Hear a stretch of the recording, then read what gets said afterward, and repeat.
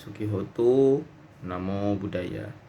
Perkenalkan, nama saya Valen Fernandes dan pada video kali ini saya akan menjelaskan tentang Pancasila Buddhis.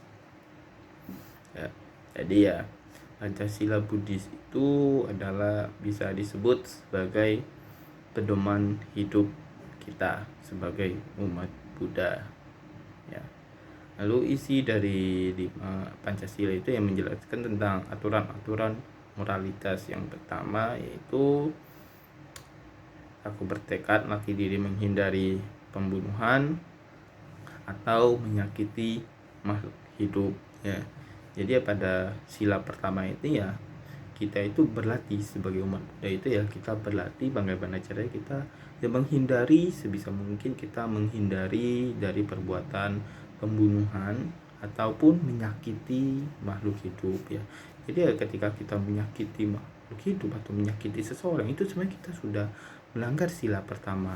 Karena pada sila pertama itu bukan hanya pembunuhan yang kita berlatih untuk dihindari, tapi juga termasuk kita menyakiti atau bahkan menyiksa.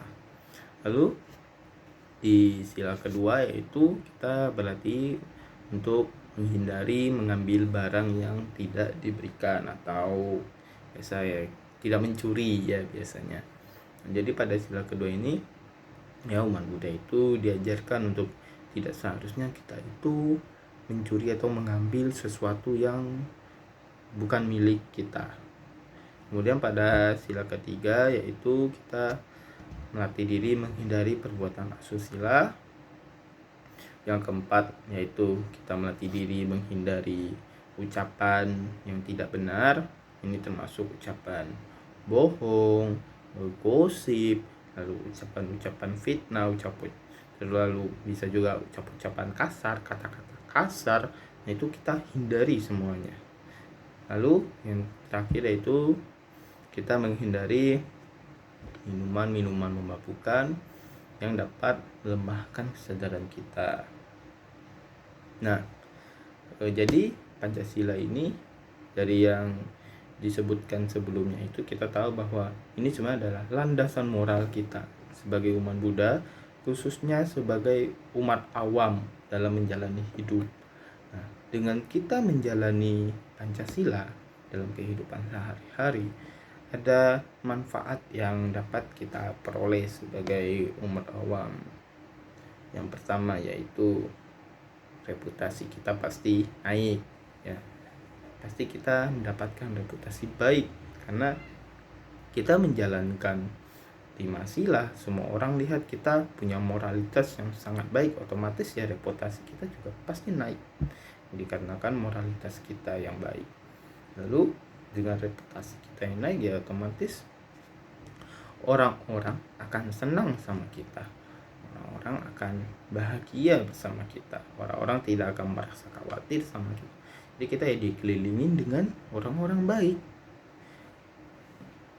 Dengan kita dikelilingi oleh orang-orang baik, otomatis kita juga dipenuhi dengan pikiran-pikiran yang positif. Dengan pikiran-pikiran positif itu pula kita dapat melakukan lebih banyak perbuatan baik yang lainnya.